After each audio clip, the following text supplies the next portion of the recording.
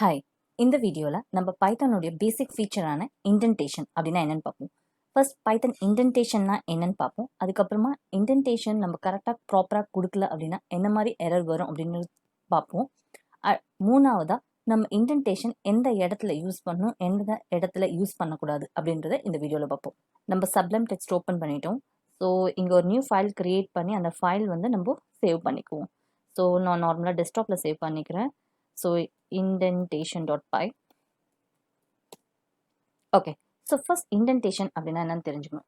Indentation அப்படின்றது ஒன்றும் இல்லை, ஜஸ்ட் இந்த ஒரு பர்டிகுலர் ஸ்பேஸ் கொடுக்குறோம்ல, அதுதான் இன்டென்டேஷன் அப்படின்னு சொல்கிறாங்க.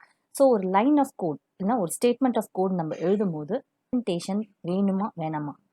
ஸோ இந்த இன்டென்டேஷன் வந்து ஒரு நார்மல் ஸ்டேட்மெண்ட், ஒரு பிரிண்ட் ஸ்டேட்மெண்ட் இல்லைன்னா ஏதாவது ஒரு அசைன்மெண்ட் ஸ்டேட்மெண்ட் அதெல்லாம் கொடுக்கும்போது இன்டென்டேஷன் கொடுக்க தேவையில்லை. ஒருவேளை இன்டென்டேஷன் கொடுத்தா எக்ஸிக்யூட் ஆகுமா ஆகாதா அப்படின்றத ஃபர்ஸ்ட் நம்ம பார்ப்போம். அதுக்கப்புறமா இன்டென்டேஷன் எந்த இடத்துல கொடுக்கணும், எந்த இடத்துல கொடுக்கக்கூடாதுன்றதை பார்ப்போம். ஸோ ஒரு நார்மல் பிரிண்ட் ஸ்டேட்மெண்ட் மட்டும் நம்ம டைப் பண்ணிக்கலாம். ஸோ ஹலோ அப்படின்னு கொடுத்துக்கலாம். சரி, சேவ் பண்ணிவிட்டு நான் ரன் பண்ணுறேன். ஸோ இங்கே நான் இன்டென்டேஷன் எந்த ஸ்பேஸுமே கொடுக்கல, பிரிண்ட் ஹலோ அப்படின்னு கொடுத்துருக்கனால ஜஸ்ட் ஹலோ பிரிண்ட் ஆயிடுச்சு. சரி, ஓகே. ஃபார் எக்ஸாம்பிள் நான் வந்து ஒரு ஸ்பேஸ் கொடுக்குறேன், என் நம்பர் ஆஃப் ஸ்பேஸ் அப்படின்னு கொடுக்குறேன்னு வச்சுக்கோங்க. சேவ் பண்ணிவிட்டு இப்போ ரன் பண்ணுறேன் அப்படின்னா இந்த லைன் ஆஃப் ஸ்டேட்மெண்ட் லைன் 1ல் எரர் என்ன எரர்னு போயிட்டு நம்ம கன்சோலில் பார்த்தோம் அப்படின்னா பிரிண்ட் அலோன்ற ஸ்டேட்மெண்ட்டில் எரர் இருக்குது. இன்டென்டேஷன் எரர், அன்எக்ஸ்பெக்டட் இண்டென்ட் அப்படின்னா தேவையில்லாத ஸ்பேஸ் கொடுத்துருக்கோம் அப்படின்னு சொன்னாங்க. ஸோ இப்போ அந்த ஸ்பேஸ் ரிமூவ் பண்ணிவிட்டு திரும்ப ரன் பண்ணி பார்ப்போம், நமக்கு ப்ராப்பராக எக்ஸிக்யூட் ஆகுது. இது வந்து பிரிண்ட் ஸ்டேட்மெண்ட்டில் மட்டும்தானான்னு இல்லை என்ன நார்மல் ஸ்டேட்மெண்ட்ஸ்லாம் நம்ம யூஸ் பண்ணிக்கலாம்.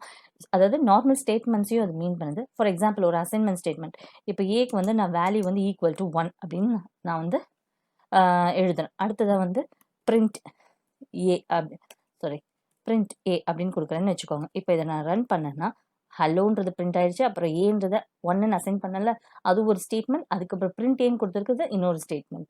ஸோ ஒருவேளை இந்த இடத்துல இப்போ இந்த ஏ இருக்கு இல்லையா, இந்த ஏக்கு வந்து சும்மா ஒரு 2 ஸ்பேஸ் கொடுத்துருக்கேனே வச்சுக்கோங்களேன். இப்போ நான் இந்த ஸ்டேட்மெண்ட் எக்ஸிக்யூட் பண்ணேன் அப்படின்னா ஸோ ஏ வந்து நமக்கு எரர் வந்துடுச்சு. ஸோ வந்து நமக்கு ஏற்கனவே தெரியும் பைத்தான் வந்து ஒரு இன்டர்பிரிட்டர். ஸோ லைன் பை லைனாக தான் அது வந்து இன்டர்பிரிட் பண்ணும். ஸோ இந்த லைனை இன்டர்பிரிட் பண்ணும் போது இங்கே எரர் இருக்குன்னு தெரிஞ்சோடனே வந்து நம்ம ஃபைல் எக்ஸிக்யூஷன் அங்கே ஸ்டாப் பண்ணிடுச்சு. ஸோ ஏ ஈக்குவல் டு 1 இந்த லைன் வந்து நமக்கு error. So unexpected indent. So இந்த மாதிரி நார்மல் ஸ்டேட்மெண்ட்ஸில் நம்ம இன்டென்டேஷன் தர தேவையில்லை. ஸோ என்ன மாதிரி ஸ்டேட்மெண்ட்ஸில் நம்ம இன்டென்டேஷன் தரணும் அப்படின்றது நமக்கு தெரியணும். ஸோ ஜென்ரலாக வந்து பிளாக் ஆஃப் கோட்ஸ் அப்படின்னு சொல்லுவாங்க. அதாவது ஃபார் எக்ஸாம்பிள் ஃபார் லூப்ஸு இல்லைனா இஃப் எல்ஸ் கண்டிஷனல் ஸ்டேட்மெண்ட், இந்த மாதிரி ஸ்டேட்மெண்ட்ஸ் எல்லாம் எழுதணும். அதுக்கப்புறம் ஒரு ப்ரோக்ராமில் ஒரு ஃபங்க்ஷன் க்ரியேட் பண்ணிவிட்டு ஃபங்க்ஷனுக்குள்ளே வந்து நிறைய கண்டிஷன்ஸு அப்புறம் லூப்ஸு இந்த மாதிரிலாம் வந்து நெஸ்டட் லூப்ஸ் அப்படிலாம் யூஸ் பண்ணுவாங்க. ஸோ இந்த மாதிரி இடத்துலலாம் நம்ம வந்து இன்டென்டேஷன் மெயின்டைன் பண்ணும். எதுக்காக இந்த இன்டென்டேஷன் அப்படின்னா, ஸோ ஃபார் எக்ஸாம்பிள் ஒரு இஃப் எல்ஸ் ஸ்டேட்மெண்ட் கிரியேட் பண்ணுறோம் அப்படின்னு வச்சுக்கோங்க. For example if 5 is greater தென் 2 அப்படின்னு சொல்லிட்டு நான் ஒரு ஸ்டேட்மெண்ட் தரேன். நான் நெக்ஸ்ட் லைனுக்கு என்டர் தட்டின உடனே நமக்கு வந்து ஒரு ஐடியெலாம் யூஸ் பண்ணும்போது நார்மலாக ஐடியை வந்து இன்டென்டேஷன் எல்லாமே ஹேண்டில் பண்ணிக்கும் இன்டர்னலாக. ஒருவேளை நம்ம நோட் பேட் அதிலலாம் நம்ம எழுதணும் அப்படின்னாக்கா நமக்கு வந்து டைரெக்டாக லைனுடைய ஃபர்ஸ்ட் இதில் வந்து நமக்கு கர்சர் வந்து நின்றுடும். ஸோ அந்த டைமில் நோட் பேட்லலாம் எழுதும் போது நம்ம இன்டென்டேஷனை நம்ம தான் மெயின்டைன் பண்ணணும். ஸோ ஃபார் எக்ஸாம்பிள் இங்கே இன்டென்டேஷன் டைரெக்டாக நின்றுச்சு. ஸோ இங்கே வந்து நான் பிரிண்ட் கொடுக்குறேன். பிரிண்ட் ஸ்டேட்மெண்ட் வந்து 5 இஸ் கிரேட்டர் தென் 2ன்னா 5 இஸ் கிரேட்டர் அப்படின்னு நான் டைப் பண்ணிக்கிறேன். ஓகே, நெக்ஸ்ட் வந்து நம்ம என்டர் கொடுத்து எல் ஸ்டேட்மெண்ட் எழுதுவோம். எல்ஸ் என்ன ஸ்டேட்மெண்ட் நமக்கு வேணும் அப்படின்றது என்டர் கொடுத்தோன்னா பிரிண்ட் லாஸ்ட், சும்மா ஏதோ ஒரு ஸ்டேட்மெண்ட் கொடுக்கணும் லாஸ்ட் அப்படின்னு சொல்லி. இப்போ சேவ் பண்ணி நம்ம ரன் பண்ணோம் அப்படின்னா 5 இஸ் கிரேட்டர், ஏன்னா இந்த கண்டிஷன் சாட்டிஸ்ஃபை ஆகி நமக்கு இந்த ஸ்டேட்மெண்ட் ரன் ஆகுது. ஸோ இது வந்து ஒரு பர்டிகுலர் பிளாக், ஒரு இஃப் எல்ஸ் ஒரு conditional group of statements create பண்ணி ஒரு மீனிங்ஃபுல்லான ஒரு பிளாக் கிரியேட் பண்ணுது. ஸோ அதனால இது வந்து ஒரு பர்டிகுலர் பிளாக்னு சொல்கிறாங்க. ஸோ பிளாக்ன்றது ஒரு குரூப் ஆஃப் ஸ்டேட்மெண்ட்ஸ். ஸோ இதே மாதிரி தான் ஃபார் எக்ஸாம்பிள் இப்போ இந்த இடத்துல வந்து நான் பிரிண்ட்டுக்கு வந்து ஸ்பேஸ் கொடுக்கல அப்படின்னு வச்சுக்கோங்க. ஸ்பேஸ் கொடுக்காம இப்போ நான் ரன் பண்ணேன் அப்படின்னாக்கா எனக்கு இங்கே indentation error expected and indented block எங்கே தேவையோ அந்த இடத்துல எக்ஸ்பெக்டட்ன்ற எரர் வரும், எங்கே தேவையில்லையோ அன்எக்ஸ்பெக்டட் அப்படின்ற நமக்கு எரர் மெசேஜ் வரும். ஸோ இப்போ இங்கே எக்ஸ்பெக்டட் அப்படின்னு மெயின் பண்ணியிருக்கனால நம்ம இங்கே எக்ஸ்பெக்டட் அப்படின்றத கொடுத்துக்குவோம். ஸோ இப்போ நான் இந்த ஸ்டேட்மெண்ட் இந்த பிளாக் வந்து நான் ரன் பண்ணேன் அப்படின்னாக்கா எனக்கு வந்து ப்ராப்பர் 5 இஸ் கிரேட்டர் அப்படின்ற அவுட்புட் நமக்கு வருது. ஸோ இன்டென்டேஷனாக நம்ம ஃபார் லூப்ஸ் யூஸ் பண்ணலாம்.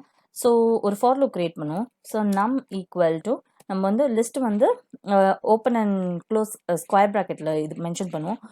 1, 2, 3 அப்படின்னு கொடுத்துருக்கேன். இது வந்து ஒரு லூப் ஒரு லிஸ்ட் நம்ம கிரியேட் பண்ணி இப்போ வந்து நம்ம ஒரு ஃபார் லூப் கிரியேட் பண்ணுவோம். ஃபார் வேல்யூ இன் நம். ஸோ லூப் ரன் ஆகும்போது என்ன ஆகும்னா இந்த நம்பரில் அசைன் ஆகிருக்க 1, 2, 3ல 1 by 1 கால் ஆகும். ஸோ லூப் வந்து 3 இப்போ வந்து இதில் 3 வேல்யூஸ் நம்ம கிரியேட் பண்ணிக்கணும், 3 டைம்ஸ் இது ரன் ஆகும். ஸோ அது எப்படி நமக்கு பிரிண்ட் ஆகுதுன்றதை பார்ப்போம். ஸோ பிரிண்ட் ஸ்டேட்மெண்ட் கொடுக்குறேன். ஸோ பிரிண்ட் அந்த வேல்யூ. ஸோ இப்போ இதை வந்து சேவ் பண்ணி நான் ரன் பண்ணுறேன்.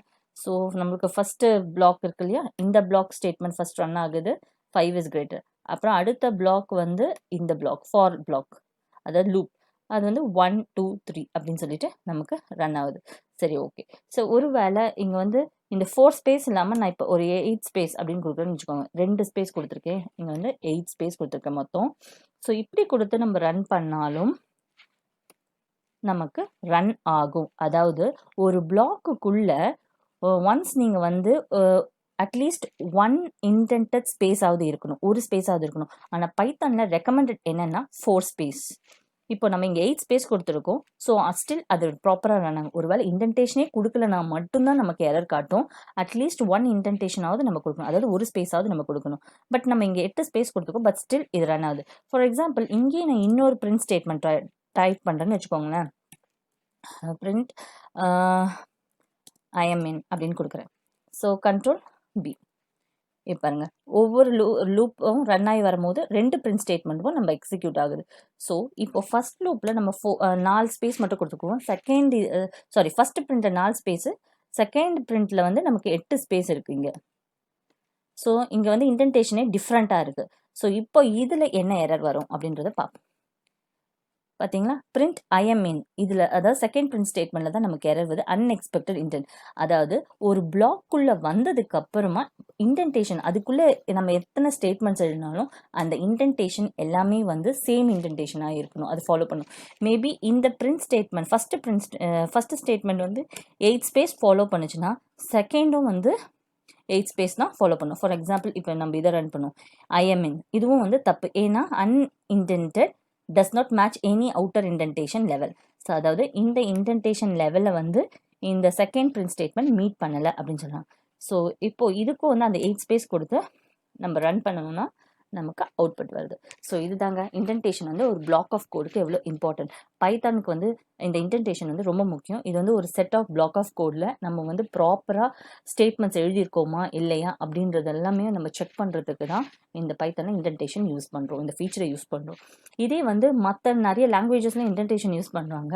ஆனால் ஒரு சில லாங்குவேஜஸில் வந்து இன்டென்டேஷன் வந்து ஜஸ்ட் ஒரு கோடுடைய லுக்குக்காக மட்டும்தான் இன்டென்டேஷன் யூஸ் பண்ணாங்க. ஆனால் பைத்தானை பொறுத்த வரைக்கும் இன்டென்டேஷன்ன்றது ஒரு பிளாக் ஆஃப் கோடை வந்து நமக்கு யூனிக்காக பிரித்து காட்டுறதுக்கு, அதுக்கப்புறம் அதுக்குள்ளே எழுதுகிற இன்னர் ஸ்டேட்மெண்ட்ஸ், இன்னர் லூப்ஸ்லாம் எழுதுறோம்ல, அந்த ஸ்டேட்மெண்ட்ஸ்லாம் நமக்கு வந்து டீட்டெயில்டாக ஒரு டெவலப்பருக்கு வந்து கிளாரிட்டியோட காட்டுறதுக்கு தான் இந்த இன்டென்டேஷனுடைய பர்பஸ். ஸோ இந்த வீடியோ உங்களுக்கு யூஸ்ஃபுல்லாக இருக்கும்னு நம்புகிறேன். நெக்ஸ்ட் வீடியோவில் நம்ம வந்து கமெண்ட்ஸ் அதை பற்றி பார்ப்போம்.